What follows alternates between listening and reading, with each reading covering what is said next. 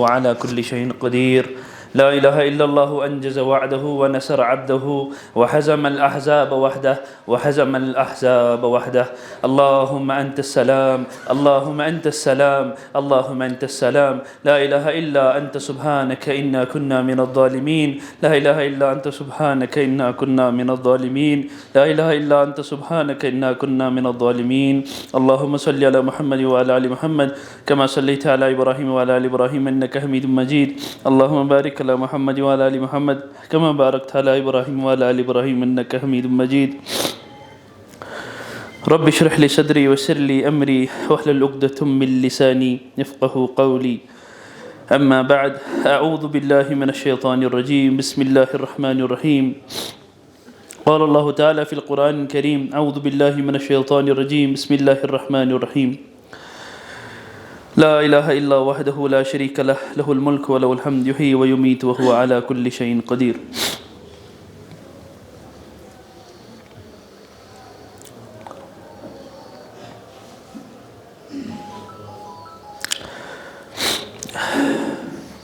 میرے بھائیوں، بزرگوں، دوستوں، اولاً بات تو یہ کہ یہ ممبر علماء کرام کا ہے، اس پہ ہم جیسے لوگوں کی بات نہیں بنتی. دوسری بات یہ، اب جب مجھے آپ نے بٹھا ہی دیا یہاں پہ، تو ہمارے یہاں ڈاکٹروں کے اندر ایک مسئلہ ہوتا ہے کہ اگر ہمارے یہاں مریض آئے اور بیمار ہو اور اس کے ساتھ متعلقین ساتھ ہو، ہم اس متعلقین کی ہر بات کو برداشت بھی کر لیتے، کیونکہ ان کے ہاں مریض کا غم ذرا بڑا پایا جاتا ہے. تھوڑا سا غم دل میں ہے جو ذہن میں آئے کہ آپ حضرات کے سامنے پیش کر دو. اللہ کی قسم سمجھ نہیں لگ رہی کہ کہاں سے شروع کروں اور کہاں پہ ختم. اللہ رب العزت کی آیت مبارکہ ہے، قرآن حکیم میں اللہ فرماتے ہیں: اللہ ولی الذین آمنوا یخرجہم من الظلمات الی النور والذین کفروا اولیاؤہم الطاغوت یخرجونہم من النور الی الظلمات. اللہ دوست ہے ان لوگوں کا جن لوگوں نے ایمان لایا. یخرجہم من الظلمات الی النور، اللہ تعالیٰ ان کو نکالتے ہیں ظلمات سے، اندھیروں سے. کہاں کی طرف؟ نور کی طرف. والذین کفروا، اور جن لوگوں نے کفر کیا، اولیاؤہم الطاغوت، وہ شیطان کے دوست تھے. یخرجہم من النور الی الظلمات، یہ شیطان ان کو کھینچ کے لاتا ہے اجالے سے، نور سے، اللہ کی دی ہوئی ہدایت سے، الی الظلمات. علماء کرام اس آیت کی تفسیر میں بیان کرتے ہیں، اس کی مثال اس شخص کی سی ہے جس کو اللہ رب العزت نے، اس آیت کی مصداق میں یہ بھی شامل ہے کہ جسے اللہ تعالیٰ نے ہدایت دی، اس کے بعد اس ہدایت کی اس نے حفاظت نہیں کی، اور اس کے اندر جس سطح کی اللہ نے ہدایت دی، اس کو جس سطح کے اعمال دیے، یہ ان سے تنزل کر کے نیچے آیا اور اس کی کسی چیز پہ جو ہے نا شامل ہو گیا. تو اس نے یہ تھوڑے سے نور، یہ نور سے کدھر کی طرف گیا؟ ظلمات کی طرف. اور جس انسان نے آگے آگے آگے آگے بڑھتے بڑھتے بڑھتے چلتے، اس کی مثال اس آدمی کی سی ہے جس کو اللہ تعالیٰ ظلمات سے نکال کے نور کی طرف لے آتے. اب ہم اپنے جانوں پہ دیکھیں کہ اگر اللہ تعالیٰ نے ہم سب کو، آپ سب ماشاءاللہ پڑھا لکھا مجموعہ ہے، میں پڑھا لکھا ڈاکٹر انجینئروں کو نہیں کہتا، ہم لوگ پڑھے لکھے نہیں ہوتے. العلم لیس بکثرت روایات، یہ علم کثرت روایات نہیں ہے.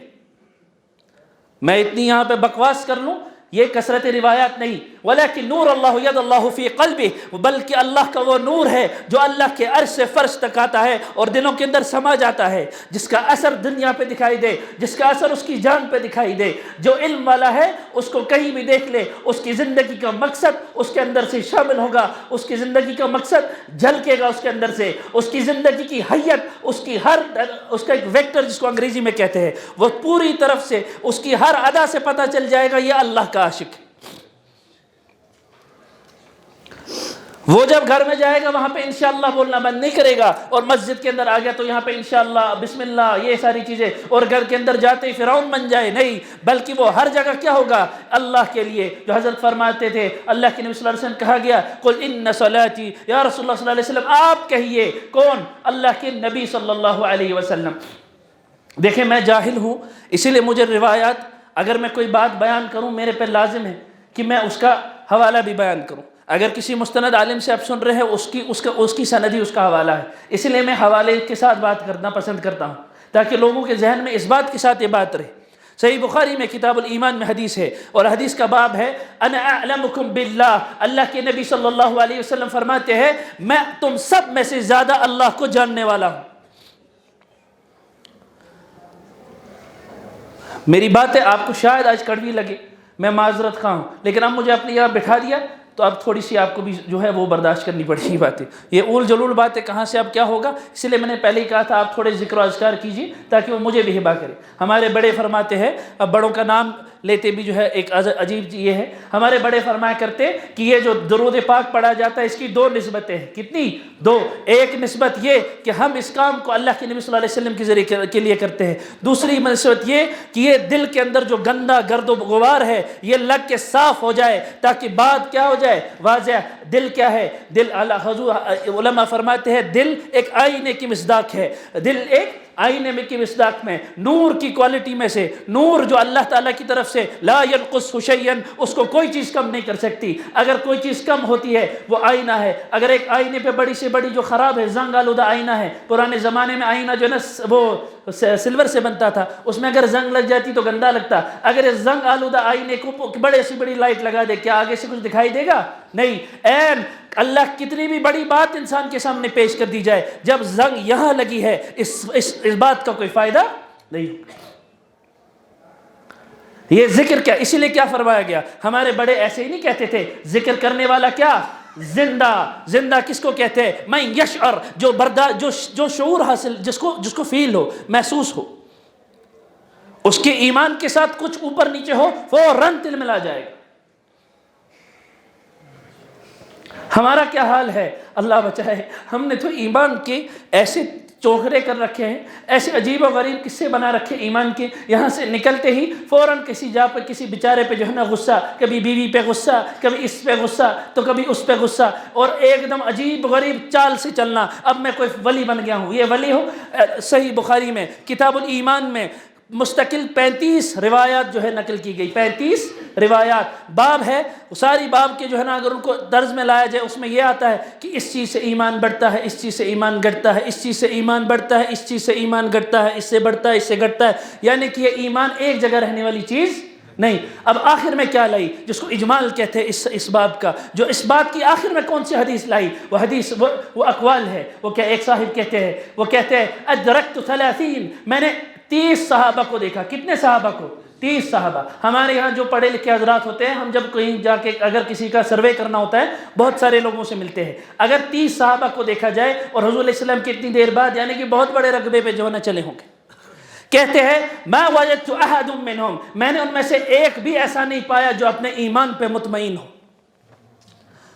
کلہم کانوا، ان میں سے ہر ایک کیسا تھا؟ کانوا یخافون، وہ اپنے ایمان میں نفاق کی شک کے متعلق شک کرتے تھے۔ اور علماء حضرت امام بخاری علیہ رحمہ، اور کتاب کا نام ہے ایضاح البخاری، اس کی شرح میں موجود ہے، وہ کہتے ہیں کہ امام صاحب نے یہ حدیث آخر میں اس لیے لائی کہ اجمال جو ایمان کا ہے، ایمان جہاں پہ آخر جا کے لگ جاتا ہے، جہاں پہ اس کی خوبصورتی سمجھ لگتی ہے، وہ اس کے متعلق مستقل ڈرنا ہے کہ یا اللہ کہیں میں منافق نہ ہو جاؤں۔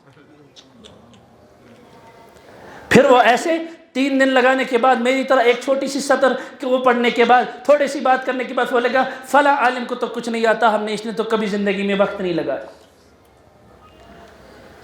جس نے اپنی زندگی کے 20 سال لگا دیے اس نے وقت نہیں لگایا، تو تم نے وقت لگایا۔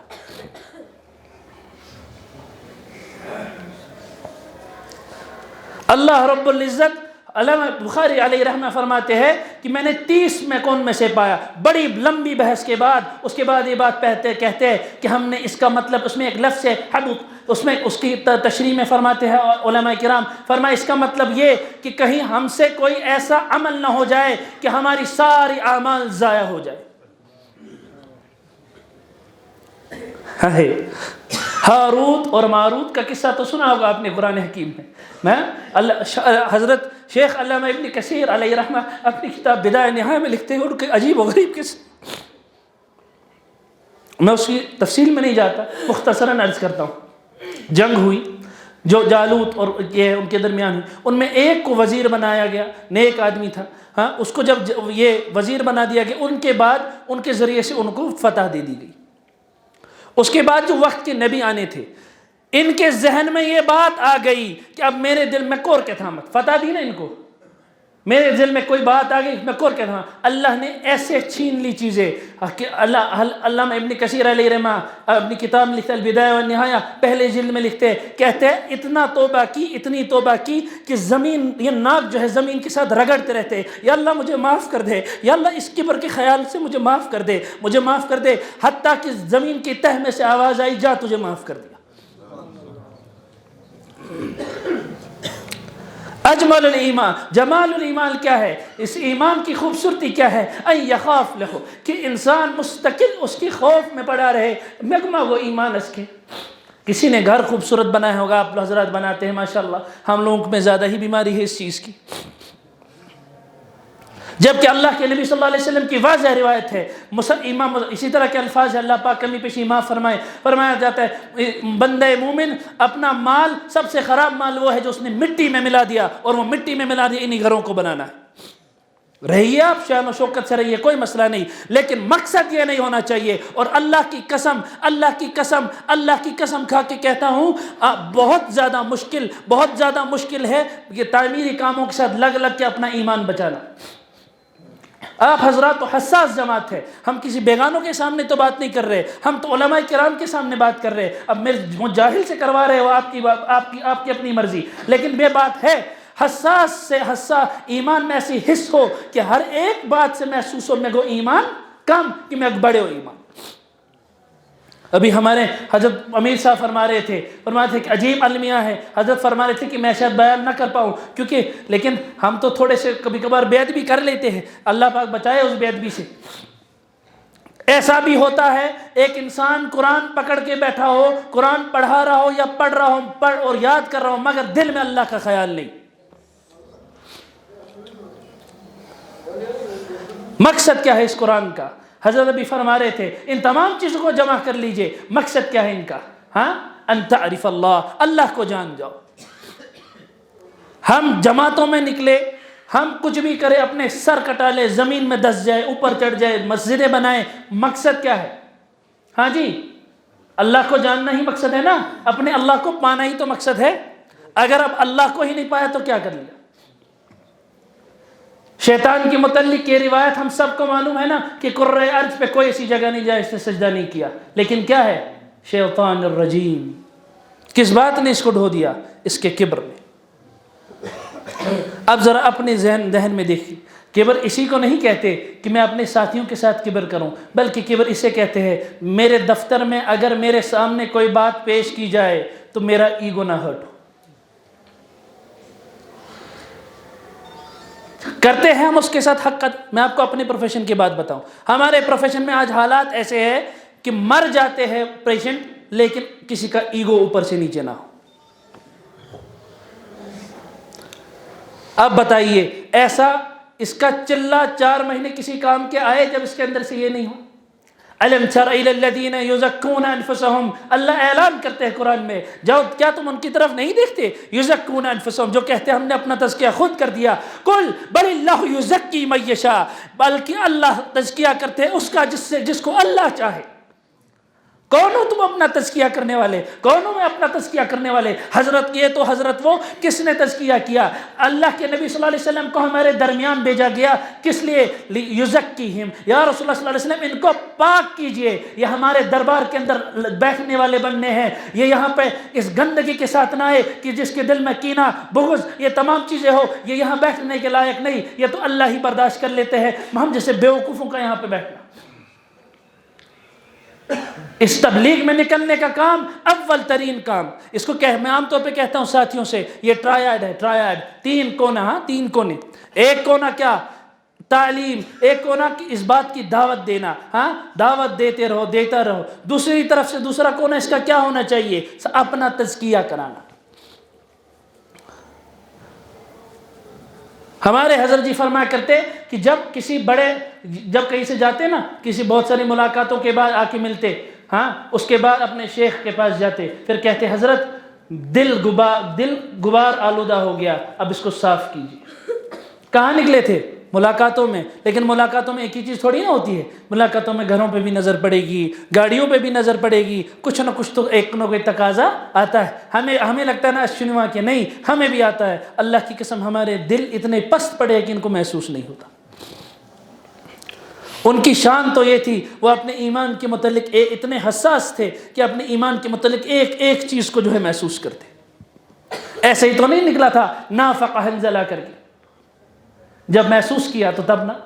اس لیے میرے بھائیوں، بزرگوں، دوستوں، جو آیت میں نے آپ کے سامنے تلاوت کی، میں 3 چیزیں آپ کے سامنے عرض کرنا چاہتا ہوں مختصراً سی۔ اول چیز تو یہ کہ ہمارے اعمال دن بدن ترقی کرے،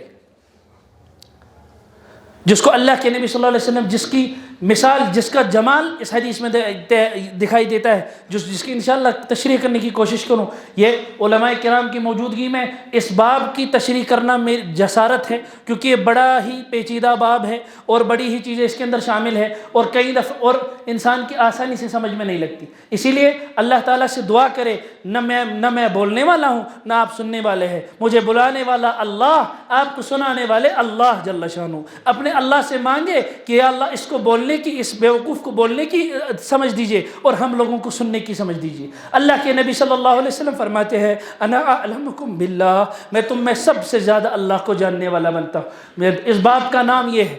حدیث اصل کیا ہے؟ جو مشہور روایت ہے، کچھ صحابہ کسی ازواج مطہرات سے ایک کے پاس گئے، ان کے حضور صلی اللہ علیہ وسلم کا معمول پتہ کیا تو اندر سے گویا محسوس سا ہوا کہ یہ تو کم ہے۔ اس کے بعد کیا کہنے لگے کہ اللہ کے نبی صلی اللہ علیہ وسلم تو بخشائے ہیں، ہمیں ایسا کرنا چاہیے۔ اللہ کے نبی صلی اللہ علیہ وسلم نے جب یہ بات سنی اس کے بعد فرمایا، اور یہ اللہ تعالیٰ اس کے بعد اس باب کا نام جو علامہ بخاری نے فرمایا انا اعلمکم باللہ کا مطلب کیا کہ حضور علیہ السلام کا یہ کہنا انا اعلمکم باللہ، میں تم سب میں سے زیادہ اللہ کو جانتا ہوں، اس کا مطلب یہ ہے کہ اللہ تعالیٰ نے جتنی چیزیں مجھے دی، اللہ تعالیٰ نے جتنی ہر چیز مجھے دی، میرے لیے وہ ہر چیز عبادت بن جاتی۔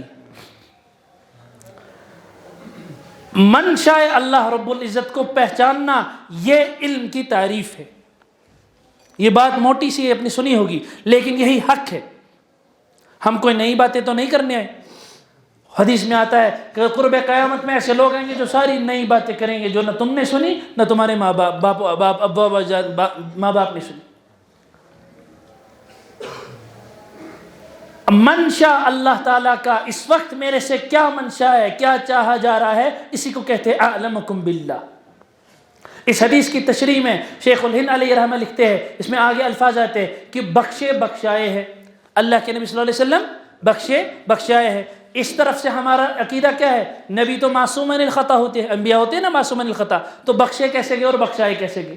تو فرماتے ہیں کہ اس کے بعد اس کی ایک تعریف، ایک جملہ کہتے ہیں کہ جب انسان ترقی کرتا جاتا ہے اعمال کے اندر، جیسے اللہ تعالیٰ نے لوگوں کو دور رکھا ہوتا ہے کبھی، اس کے بعد وہ قریب آتا ہے، نماز پڑھنے لگ جاتا ہے، اب اور قریب آیا تہجد، اب اور قریب آیا اب دین و دعوت و تبلیغ میں لگ گیا، اب اور قریب آیا علماء کے پاس اٹھنے بیٹھنے لگ گیا۔ اس کے اندر کیا ہو رہی ہے؟ ترقی۔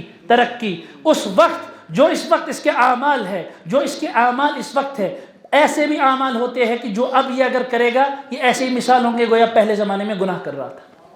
یعنی اب اس کے لیے اس کے اعمال کس کی لیول کے ہونے چاہیے؟ وہ اس کی لیول کے مطابق ہونے چاہیے۔ حضرت شیخ الہند علیہ رحمہ فرماتے ہیں کہ حضور علیہ السلام کے متعلق یہی، انبیاء علیہ السلام کے متعلق بخشنے اور بخشانے کا مطلب یہی کہ ان کبھی فیصلوں میں کبھی اوپر نیچے تو نہیں ہوتا، فیصلوں میں کبھی منشاء اللہ، جیسے بدر کے معاملے میں یہ ساری چیزیں، یعنی کہ لیول والی جو چیزیں ہیں وہ ہونی چاہیے۔ اور آپ لوگوں کے سامنے اس بات کو بیان کرنا اور اللہ کے نبی صلی اللہ علیہ وسلم کے اس بات کو کہنا، اور امام بخاری کا اس کو کتاب الایمان میں لانے کا مقصد یہ کہ ایمان کا جمال یہ ہے کہ ہر وقت میں وہ اس بات کو پہچانے کہ میرے اللہ مجھ سے اس وقت اس حال میں کیا چاہتے ہیں۔ اگر میں ابھی اسکول میں ہوں، کالج میں ہوں، اگر میں اپنے دفتر میں ہوں، اس وقت اگر میں اپنا کام صحیح سے نہ کروں، میں نے خیانت کی، اب چاہے میں کتنی مرضی عبادت کروں یہ قبول نہیں۔ بتائیے کیا ہم یہ سب بولتے ہیں نا، یہ مولوی شناسا ایماندار کے ہیں، بولتے ہیں کہ نہیں بولتے؟ کن کو بولتے ہیں؟ ابھی میں تو روز سنتا ہوں تانی، جبکہ میں تو ہوں بھی نہیں، اللہ بنائے مجھے مولوی۔ کیوں کہتے ہیں؟ کسی وجہ سے کہتے ہیں، کیونکہ ہم سے ان کی ایکسپیکٹیشن، ہم سے ان کی توقعات ہے، وہ دیکھنا چاہتے ہیں کہ یہ کیسے ہے، یہ نمونے بننے چاہیے۔ آپ کو اپنے حقوق آپ طلب نہیں کر سکتے، آپ کو اپنے حقوق میں سے کچھ نہ کچھ چھوڑنا پڑے گا، تبھی جا کے آپ دعوت دے سکتے۔ میرے بھائیو، بزرگوں، دوستو، اس حدیث کا اور کہنے کا مطلب اور اس کا جمال حضرت شیخ حکیم اختر رحمہ اللہ اپنی کتاب میں لکھتے ہیں۔ یہ یہاں تک کہنا اور اللہ کے نبی صلی اللہ علیہ وسلم کی ایک حدیث، یہ بھی کتاب الایمان میں شاید نقل، اللہ کے نبی صلی اللہ علیہ وسلم فرماتے ہیں الدین یسر۔ یہاں تک کی بات کا مقصد یاد رکھا حضرات، میں آپ سے بڑی معافی کے ساتھ چاہتا ہوں، میں بار بار یاد دہانی کر رہا ہوں، یہ نہ ہو کہ آگے دوڑ پیچھے چھوڑ۔ میں نے آپ سے کہا نا، میں اس بات کے لاحق نہیں یہاں بات کروں، اب کروا لی تو اب اس کم از کم تھوڑا سا وہ رکھ لیجئے کہ میں کیا کہنے کی کوشش کر رہا ہوں۔ اول بات یہ کہ اپنے منشأ اللہ تعالیٰ کو یہ بات سمجھنا، اس وقت مطلوب اللہ تعالیٰ کیا، میرے سے اللہ تعالیٰ کیا چاہتے۔ دوسری بات، ایمان کا جمال کس بات میں ہے؟ وہ تواضع میں ہے، عاجزی میں ہے اور انکساری میں ہے۔ ہمارا معاملہ برعکس ہے، جہاں پہ سینہ تان کے چلنا ہے وہاں پہ نظر جھکا کے چلتے ہیں، اور جہاں پہ نظر جھکا کے چلنی ہے وہاں پہ سینہ تان کے چلتے ہیں۔ اب تیسری بات جو میں کہہ رہا تھا، میں نے کہا نا سمندر سا ہے، میں کچھ نہیں کر سکتا، معذرت چاہتا ہوں، آپ کو اب پریشانی ہو رہی ہوگی، آپ حضرات پیچھے سائڈ پہ بیٹھ سکتے، کیونکہ درد ہے حضرت، درد کے معاملے میں تو انسان کچھ بھی کہتا ہے نا، درد کے معاملے میں تو اجازت ہے، کچھ بھی کہہ سکتا ہے۔ اللہ کے نبی صلی اللہ علیہ وسلم کی حدیث، اللہ کے نبی صلی اللہ علیہ وسلم نے فرمایا الدین یسر، دین آسان ہے۔ اس کے بعد اللہ کے نبی صلی اللہ علیہ وسلم نے ایسے الفاظ فرمائے جو کپ کپی اٹھاتے انسان سے۔ فرمایا جس نے دین کے ساتھ کشتی لڑی، کیا فرمایا؟ جس نے دین کے ساتھ کشتی لڑی اس کے اوپر دین غالب ہو جائے گا، یعنی کہ اس کی تشریح میں ساتھ کر جاؤں، وہ دین پہ چل نہیں پائے گا۔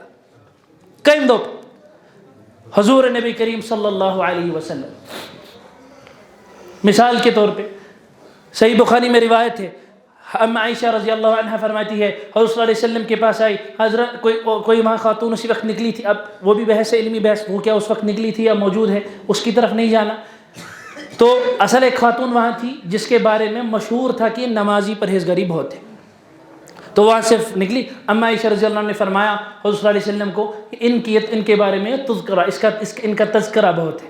حضور علیہ السلام نے آگے جواب میں فرمایا کہ ہمیں اتنی ہی بات کرنی چاہیے جس پہ استقامت ہو، او کما قال، جو کام انسان مستقل کر سکتا ہے وہی کرے۔ اس کے بہت سارے ابواب اور کھلتے ہیں کہ وہ کیا اگر ان کی موجودگی میں کہا گیا تو پھر اس کا مطلب الگ ہے، اس کا مطلب یہ کہ کسی کی تعریف اس کے منہ پہ نہیں کرنی چاہیے، اور اگر ان کی غیر موجودگی میں کیا تو اس کا مطلب یہ کہ انسان کو وہی کام کرنا چاہیے جس بات کا وہ حامل ہو، جس کو وہ مستقل کر سکے۔ خیر، تو میں کہہ رہا تھا جس نے دین کے ساتھ کشتی لڑی، دین اس کے اوپر کیا جائے گا؟ غالب، یہ دین پہ اب چل نہیں پائے گا، اللہ کے نبی صلی اللہ علیہ وسلم نے فرمایا۔ مطلب اس کا مطلب یہ کہ اس دین کے دو حصے جو میں کہہ رہا تھا، حضرت حکیم اختر علیہ الرحمہ نے اپنی کتاب، اس کا نام ہے عربی میں شاید کتاب ہے ثمرات الاستغفار، اس کے اندر نقل ہے، کہتے ہیں فقط اللہ سبحانہ وتعالی، صرف ایک اللہ سبحانہ وتعالی یستطیع ان یجمع الضدین، کر سکتے ہیں کیا؟ وہ دو ضد، دو اپوزٹس کو، دو مختلف چیزوں کو جمع کر سکتے ہیں۔ ذرا اس بات کو ربط سے سنیے گا، یہ مشکل بات ہے سمجھنے کے لیے۔ صرف ایک اللہ کیا کر سکتے ہیں؟ دو اپوزٹس کو جمع کر سکتے ہیں۔ مثالاً ایک انسان سے کیا کہا جاتا ہے؟ تم کماؤ، تم ہر چیز کرو، تم پیسہ کرو، یہ سب ہے نا، پیسے کے بغیر انسان نہیں چل سکتا آج کل کی دنیا میں، لیکن ساتھ ہی اس سے یہ حکم کیا جاتا ہے کہ جس دن تیری نظر اس پیسے پہ پڑ گئی، جس دن تیری نظر یہ پڑ گئی کہ اسی سے ہوگا، اس دن تیرا ایمان فارغ ہو گیا۔ اب کیا ہے؟ ایک طرف سے کہا جا رہا ہے یہ، ایک طرف سے کہا جا رہا ہے یہ۔ ایک طرف سے اللہ، ایک شعر، قلم گاڑی میں ایک شعر سن رہے تھے، کہتے اے اللہ مجھے تیرے ہی غم چاہیے، اسی سے مجھے خوشی ملتی ہے۔ ایک طرف سے مانگ کیا رہا ہے؟ غم، اور نتیجہ کیا ہے غم کا؟ خوشی۔ وہ کیا غم اور کیا خوشی ہے وہ تو صوفیاء کرام جانتے ہیں، کہ اللہ کا ایسا اشتیاق، اپنے یار کی ایسی محبت کہ اپنے یار کی محبت میں ایسا غلو، ایسا ڈوب جائے کہ اپنے یار سے ڈرتا رہے، کہیں ایسا غم لگا رہے میرے اللہ مجھ سے ناراض تو نہیں ہوئے، اور اس غم کے اندر اس کو جو خوشی اللہ اس کے دل میں پیدا کرتے ہیں، فقط یستطیع اللہ، صرف ایک اللہ ایسا کر سکتے ہیں۔ تو اللہ کے نبی صلی اللہ علیہ وسلم نے کیا فرمایا؟ فرمایا فسددوا. نماز کتنی بجے؟ فرمایا فسددوا. تو کیا کرو تم اس دین کے اندر، یہ ایکسٹریم والا دین نہیں ہے، یہ نہ تو اس کو پلس میں ماڈیفائی کرو نہ تو اس کو مائنس میں ماڈیفائی کرو، نہ تو اس کے اندر غلو کرو نہ تو اس کے اندر سے کوئی چیز کو گھٹاؤ. ہمارے مولانا عبد الماجد صاحب اللہ تعالیٰ ان کے درجات کو بلند فرمائے، کل فرما رہے تھے گاڑی میں، ہاں آج ہم اپنے دین کو اپنی معاشرت کے اعتبار سے تولتے ہیں. یہ کیا سکتے واللہ آج کل چلا یہ بھی کر سکتے نہیں. آپ کا دین اللہ کی طرف کی قضا ہے، اور قضا اور رضا کا اس سے بڑا کیا مطلب ہو سکتا ہے کہ شریعت پہ عمل کرو. جو اللہ نے کہا آنکھ موند کے اس بات پہ چلنا ہے. یہ کیا مطلب ہوا کہ میں اپنی شادی میں یہ چیز کروں گا واللہ میں اکیلٹ خاندر کروں؟ کیا مطلب اس بات کا؟ اللہ کے بھیجے ہوئے دین کو جیسا اللہ تعالیٰ نے بھیجا عین اسی پہ عمل کرنی ہے، عین اسی پہ عمل کرنی ہے. اللہ کے نبی صلی اللہ علیہ وسلم نے آگے فرمایا فسددوا. تو کیا کرو؟ بیچ والا رستہ اختیار کرو. کہاں والا؟ بیچ والا. ہماری کیا عادت ہے؟ میں نے کہا نا آپ کو بری لگیں گی باتیں، تو اب کیا کر سکتا ہوں؟ اگر ہم تبلیغ کے اندر جڑتے ہیں ہم کیا کہتے ہیں؟ بس سوری تبلیغ سب باقی کافر. اگر کوئی خانقاہ چلا جاتا ہے کہتے ہیں یہ تو بغیر تزکیہ نفس کے چلے، یہ سب غلط ہے ایک میں سے. اسے کہتے ہیں الغلو، یہ غلو کہلاتا ہے. اسی کو اللہ کے نبی صلی اللہ علیہ وسلم نے کہا جس نے اس دین کے ساتھ کشتی لڑی اس نے کیا، وہ اس پہ قائم نہیں رہ سکتا. کون قائم رہے گا؟ ہاں جو صحابہ والے اخلاق پیدا کرے. یستطیع یجمع الضدین. ایک طرف سے کیا ہو رہا ہے؟ ایک طرف سے کہا جا رہا ہے مال لے کے آؤ، جنگ ہو رہی ہے، یہ ہو رہا ہے، یہ ہو رہا ہے. اب دیکھیں جب انسان جنگ کر رہا ہو اسے کس تواضع تھے رکھ سکتا ہے کیا؟ نہیں رکھ سکتا.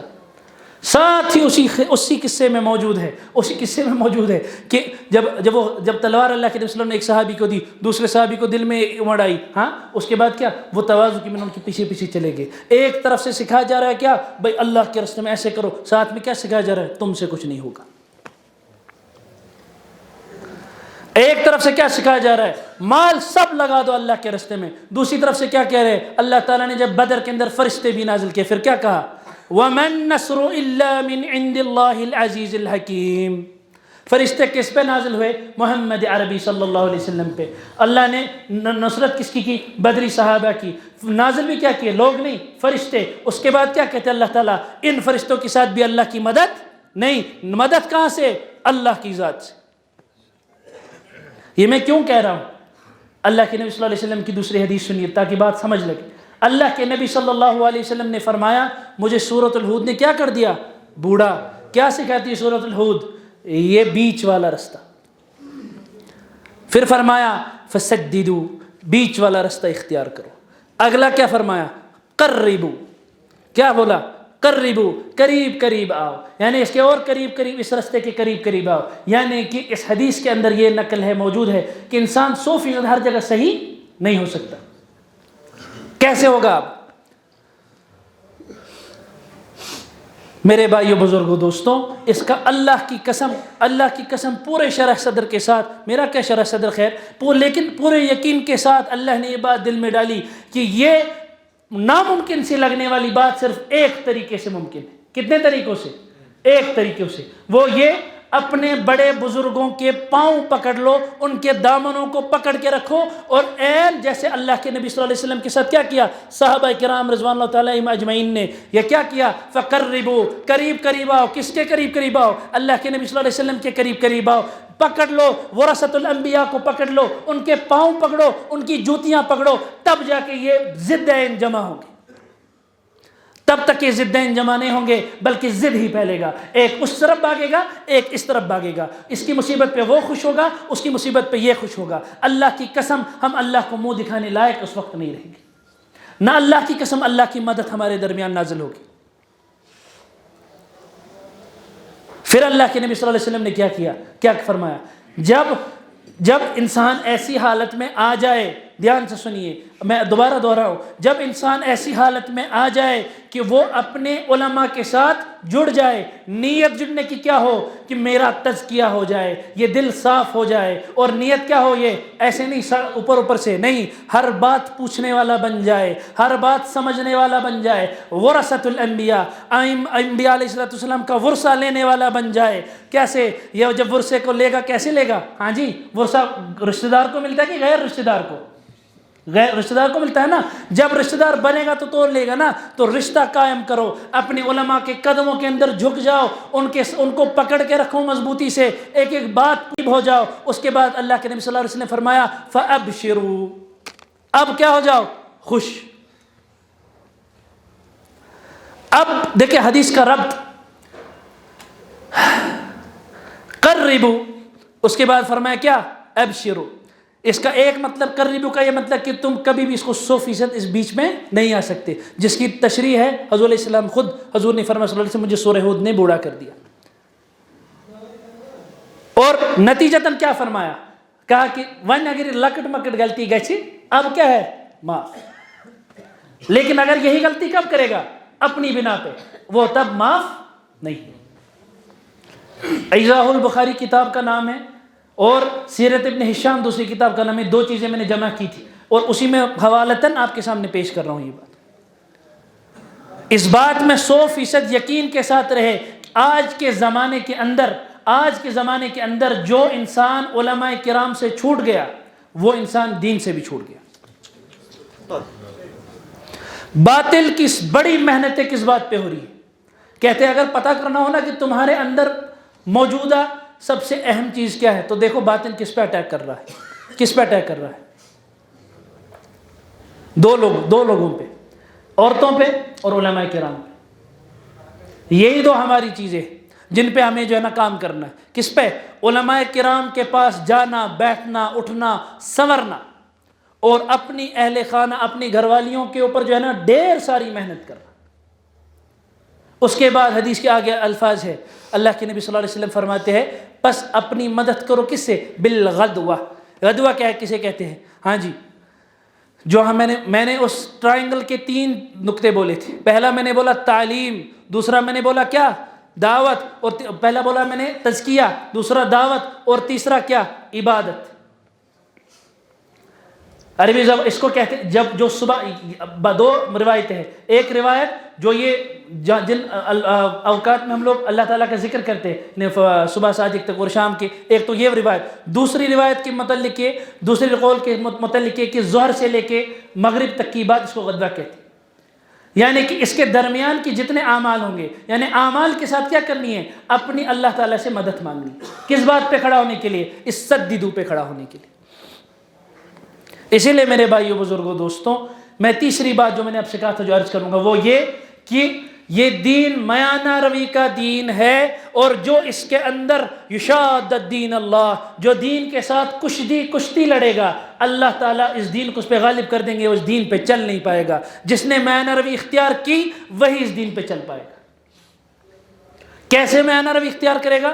میانہ روی کوئی مخول نہیں ہے، یہ کوئی ایسی چیز نہیں۔ میانہ روی اختیار کرنے کا واحد طریقہ یہ علماء کرام کا دامن پکڑ۔ اسی لیے میرے بھائیو، بزرگوں، دوستوں، آخری بات جو ان کے جمال کو جو آخری جو ہے سے دکھاتی ہے، اب ہمارے ہاتھ میں کیا ہے میرے بھائیو، بزرگوں، دوستوں؟ اس وقت جو یہ وقت ہمارے سامنے ہے، اللہ کی قسم آپ دیکھ لیجئے، احادیث کا مطالعہ کیجئے، سیرت نبی صلی اللہ علیہ وسلم کا مطالعہ کیجئے، کتابوں کا مطالعہ کیجئے، اپنے علماء کرام سے پوچھ لیجئے، اللہ کی قسم یہ وہی سنوات الخداعات ہے جس کے متعلق اللہ کے نبی صلی اللہ علیہ وسلم نے ڈرا ہے۔ سیاتی علی الناس السنوات الخداعات۔ ایک عالم نے ان تمام احادیث کی کوئی کتاب کو جو ہے نا جمع کر کے ساری ایک ہی طرح کی روایت ان کو جمع کیا ہے۔ یہ وہی سنوات الخداعات کسے کہتے ہیں؟ سنوات کہ خطرناک سال آ رہے ہیں لوگوں کے اوپر۔ ان میں کیا ہوگا؟ جھوٹے کو کہا جائے گا سچا، سچے کو کہا جائے گا جھوٹا، ایماندار کو کہا جائے گا خیانت دار، خیانت دار کو کہا جائے گا ایماندار۔ لیکن ہوگا کیا؟ اگر اس دنیا کے اندر اس کا ثمرہ پایا تو سب ٹوٹ جائے گی. لیکن اگر آخرت کے لیے اس کا ثمرہ رکھا، جس دن سچوں کو ان کا سچ کیا دے گا؟ نفع. قرآن ہے نا، تو آخرت کو اس کو کیا رکھنا ہے سامنے. یہ سنوات الخداعات ہے. ان معاملوں میں لیڈرشپ سب سے ضروری ہوتی ہے، اور ہماری لیڈرشپ اللہ نے خود طے کی ہے. علماء کرام، اپنے علماء کرام کے ساتھ جڑ جائیے اور بے اصولی قطعاً نہ کیجیے. میں نے حضرت سے پہلے عرض کیا تھا کہ میں تو بڑا کمزور انسان ہوں، لیکن یہ بات ضرور بضرور سیکھی ہے کہ بے اصولی اس تبلیغ کے کام میں، بلکہ دنیا کے کسی کام میں بے اصولی کرے وہ اس کام کو نقصان پہنچاتا ہے. اور آج کے معاملے میں، آج کے وقت میں نقصان نہیں پہنچائے گا، بند کرا دے گا. امیر صاحب نے کہا دروازے تک جاؤ، تو مطلب دروازے تک جاؤ، ایک بلس اس کے آگے نہ بڑھو. امیر صاحب نے کہا وہاں پہ بیٹھو تو بیٹھو، کھڑے مت ہو.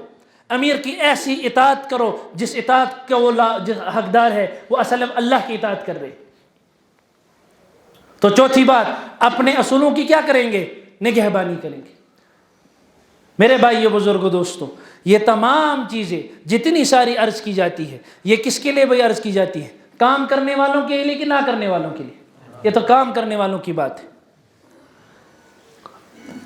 اسی لیے اب اگر انسان ان ساری چیزوں پہ عامل ہو جائے اور کام کرنا چھوڑ دے، حسرت ہے جی اس کا کوئی؟ ہمارے علماء کرام فرماتے ہیں، اور بڑے بڑے علماء کرام اس بات کی تائید کرتے ہیں، فرماتے ہیں کہ اس انسان کے اس دنیا میں صرف دو کام ہیں. پہلا کام ان تعبد اللہ، اللہ تعالیٰ کی کیا کرے؟ عبادت. دوسرا کام کیا؟ جو ہم بار بار آیت پڑھتے ہیں کہ ہم کنتم خیر امت اخرجت للناس. یہ اخرجت للناس کیا ہے؟ اس کو لوگوں کے لیے نکالا گیا. کس کے لیے نکالا گیا؟ لوگوں کے لیے. ہم کیا کہتے ہیں الٹا ہے چھوٹو پڑھنس پانس میں کیا کریں. آپ کو اللہ نے کن کے لیے نکالا؟ لوگوں کے لیے. میرے بھائی بزرگوں، دوستوں، اسی بات پہ میں بات کو ختم کروں گا. آپ کے سامنے کچھ المیہ، کچھ واقعات پیش کرنا چاہتا ہوں جو اس وقت اس دنیا کے اندر ہو رہے. یورپین ممالک میں سے ایک ملک میں سے اس وقت کئی نقلی نبی کھڑے ہوئے. میرے پاس ریکارڈنگ موجود ہے اس کی، جو کہتے ہیں کہ نعوذ باللہ وہ خود نبی ہے. اور ان کا نشانہ کیا ہے؟ جس نے دین کو بیچ دیا کس کے لیے؟ دنیا کے لیے. حضور علیہ السلام کی حدیث ہے، تمہارے یہی اسی کتاب میں نقل ہے، سیاتی علی الناس السنوات الخداد، ایک وقت ایسا بھی آئے گا کہ لوگوں کو اختیار کرنا پڑے گا عجز اور فقر میں سے ایک، عجز اور کفر میں سے ایک. یا تو کفر کافر بنو، یا تو کیا بنو؟ غریب بنو. فلیختر العجز، اللہ کے نبی صلی اللہ علیہ وسلم نے فرمایا. ایسا وقت اگر دیکھو جب تمہیں لگے میاز گز دنیا کا نقصان تو اور ایک طرف سے دین کا نقصان، تو اختیار کیا کرو؟ عجز. جب ہم نے اس کو چھوڑ کے غیروں کے ماحول میں جا کے بیٹھ گئے، وہاں پہ جب بچے ہوئے، ان بچوں کو جو ہے نا جن کو پتہ ہی نہیں دین کی، ان کی آج یہ حالت ہے، باپ مسلمان ہے، بچہ کسی دوسرے ہی نبی کو مانتا ہے. آپ کے کالجوں میں، میڈیکل کالجوں میں، ابھی حضرت ہمارے مولانا جنید صاحب یہاں موجود ہے، یہ وہاں درس دیتے ہیں، درس قرآن. ان سے پوچھ لیجئے ہمارے میڈیکل کالج میں کتنے ایتھیسٹ موجود ہیں، مسلمان، نام سے مسلمان، کتنے ہی مرتدین موجود ہیں. اسکیچ کرا میں شگنت کریئر بناؤں، تم پچھم ات مکان اساس پینلنگ کرن، تم پچھم یہ کرن. اللہ کے نبی صلی اللہ علیہ وسلم نے مسجد نبی کے اندر فرش بچھایا، کوئی ایک بول دے مجھے بچھایا. کیا تھی چھت اور کیا تھا فرش؟ اللہ کے نبی صلی اللہ علیہ وسلم میں دل میں ایسی درد تھی، ان چیزوں کی طرف زن ہی نہیں گیا. کہاں کی طرف گیا؟ کہ یہ دین پھیلتا جائے، یہ پھیلتا جائے، یہ پھیلتا جائے. کیا آپ کے مال کا مقصد گھر بنانا ہے؟ کیا آپ کے مال کا مقصد اپنی بیوی کو سونا دینا ہے؟ کیا آپ کی مال کا مقصد گاڑی خریدنا ہے؟ اللہ نے اگر آپ کو مال دیا، یا تو یہ کہہ دیجئے کہ جو مال مجھے اللہ نے دیا وہ اس سے اللہ مجھے کچھ نہیں پوچھیں گے، یہ مال صرف دنیا کے لیے، یا تو ایسا کہہ دیجئے آپ. اگر ایسا نہیں ہے تو کیا اس مال میں اللہ کا کوئی حق نہیں؟ آپ کی صلاحیتوں پہ اللہ کا کوئی حق نہیں؟ آپ ڈاکٹر ہے، انجینئر ہے، جو مرضی ہے، آپ فروٹ بیچتے ہو، اگر آپ کی داڑھی لے کے آپ نے ایک گندا فروٹ دیا نا کسی کو، اس کے سارے خاندان کو آپ دین سے بدزن کر دیں گے، سارے خاندان کو دین سے بدزن کر دیں گے. یہ کہاں گئے؟ یہ اصول کہاں گئے ہمارے دین کے؟ اللہ کے نبی صلی اللہ علیہ وسلم نے دین کیوں اس بات کو سمجھ کے رکھا ہے کہ یہ مسجد کی 4 دیواری کے اندر اور تبلیغ کے جو ہے نا 4 مہینوں کے اندر ہوں گے؟ نہیں، یہ دین یہ جب تک کامل نہیں ہوگا. ہاں اللہ تعالیٰ نے جہاں کہا اکملت لکم دینکم، اس سے پہلے یہ کہا کہ یہ غیر تمہیں بہت تانے ماریں گے، یہ تمہیں کہیں گے، بہت بڑے پریشان کریں گے، لیکن ہم نے آج کے دن تمہارا دین کیا کیا؟ پورا کیا. مت فکر کرو غیروں کی، مت فکر کرو نقصان کی، مت فکر کرو ان چیزوں کی. اللہ خود برکت والی ذات ہے. اللہ جب برکت کسی کو دینا چاہے اس کا کون کیا بگاڑ سکتا ہے؟ اپنے اعمال کو، اپنے اموال کو، اپنی جانوں کو، اپنے جسموں کو، اپنی فروٹ کی ریڑھی کو، اپنے وہ جو ہے وہ کیا کہتے ہیں مستری کے پاس جو ہوتی ہے اس کو، اپنے اسٹیتھوسکوپ کو، اپنے انجینئرنگ کی اکوپمنٹ کو، سب کو استعمال کرو للہ، ایک اللہ کے لیے. ایک آپ کو واقعہ سنا دوں. ہمارے ایک ساتھی تھے، وہ شاداب بھائی نام ہے ان کا، وہ کہہ رہے تھے کچھ عرصہ پہلے کہ میں کہیں سفر کر رہا تھا جموں وغیرہ کا، ایک آدمی میں نے دیکھا پھٹے پرانے کپڑے پہن کے، ایک پھٹی سی چادر لے کے جو نا اس کے اندر سوراخ پتہ نہیں کتنے، ٹھنڈ میں ٹھٹر رہا ہے. میرے پاس ایک چادر زیادہ تھی، میں نے اس کو کہا لے لیجئے، اور انہوں نے کہا کہ نہیں کوئی بات نہیں اب میں رکھ لوں گا. تو بعد میں پتہ چلا غیر مسلم ہے. کیا پتہ چلا کون ہے؟ یہ ایک پادری تھا جو اپنے مشنری اسکول میں جا رہا تھا، اپنے گھر 7 سال کے بعد جا رہا تھا. اور ہماری رائے آپ کو بتا دوں، ہمارے سری نگر میں ایک اجتماع ہوا کچھ عرصے پہلے، میں نام نہیں لوں گا. وہاں پہ ایک ساتھی کی بیوی نے کچھ وہ مینگو شیک بنا دیا تھا. مینگو کا زمانہ نہیں تھا، وہ جو ہوتے ہیں نا تو وہ ہرے مینگو ہوتے ہیں، کیسے دفعہ وہ جو گرین کلر کے ہوتے ہیں، تو اس کا شیک بن گیا، اس کا ذائقہ نہیں بنا، تو سارے ساتھیوں نے منہ چڑھا لیا. نزیشن اصل کی. اب بتاؤ حق کس نے ادا کیا؟ کیا ہمارا کام اتنا ہی؟ ہم عیش و عشرت کے اندر پڑھنے والے بن گئے. حضور نے نہیں فرمایا صلی اللہ علیہ وسلم کی یہ فقر میری یہ چادر. اس لیے میرے بھائیوں بزرگوں دوستوں، اپنی تمام چیزوں کو اللہ تعالیٰ کے لیے خرچ کرنے والے بن جائے. اپنی زندگی کو کس کو دیجئے؟ ایک اللہ کو. اس کو بنانے والا ایک اللہ، بگاڑنے والا ایک اللہ. اللہ ایک بیماری دے دے لگ پتہ جاتی ہے. میں آنکولوجی میں کام کیا کرتا، بڑے بڑے منسٹر آتے، اللہ کی قسم سچ کہہ رہا ہوں، ایک ایسا آیا میں نام نہیں لے سکتا، بہت مالدار، جب واپس نکلا نا 500 روپے اس کے پاس نہیں تھے اس فائل کے اندر جمع کرنے کے لیے. ایک نعمت اگر چھن جائے. من یقرض اللہ قرضا حسنا، تو بتاؤ اللہ کو کون اچھا قرضہ دے گا؟ بتاؤ. میں دوبارہ یہ تشکیل الگ ہے. پہلی تشکیل، اپنی زندگی کو اپنی زندگی کا مقصد کو اللہ کو اپنی زندگی کا مقصد بنانے کے لیے کون راضی؟ ہاتھ اٹھائیے، باواز بلند کہیے میرے اللہ. بولیے میرے اللہ. ہم اپنی زندگی کا مقصد، اپنے مال کا مقصد، اپنی جان کا مقصد، اپنے ایمان کا مقصد ایک آپ کو بناتے ہیں.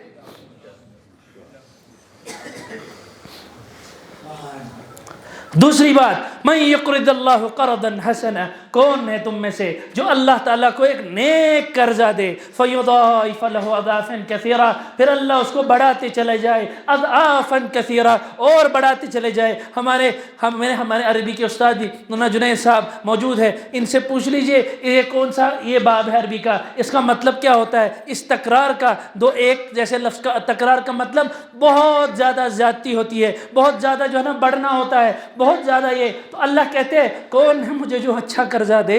یہ زندگی بھی میں نے دی، یہ آنکھ بھی میں نے دی، یہ ہاتھ بھی میں نے دیا، میں نے تجھے تیری ٹانگیں دی، میں نے تجھے تیری سانسیں دی، میں نے تجھے تیرا دل دیا، تیری آنکھیں دی، تیری زبان دی، تیرا بولنا دیا، تیرا چالنا دیا، تیرا مال دیا، تیرا جسم دیا، تیری جان دی، تیرا آسمان دیا، زمین دیا. اب مجھے ہی کیا تھوڑا سا قرضہ دے گا؟ تو اٹھیے، کون اللہ کے رستے میں 4 مہینے لگانے کے لیے راضی ہے؟ لیکن ایسے 4 مہینے نہیں جو بے اصولی سے ہو، ایسے 4 مہینے نہیں جو نکلنے کے بعد متکبر ہو جائے، ایسے 4 مہینے جس کے بعد وہی 30 صحابہ والا حال ہو جائے. کانوا یخافون، وہ ڈر رہے تھے کہ ہمارے دل میں نفاق نہ ہو جائے. اٹھیے نام لکھائیے انشاءاللہ.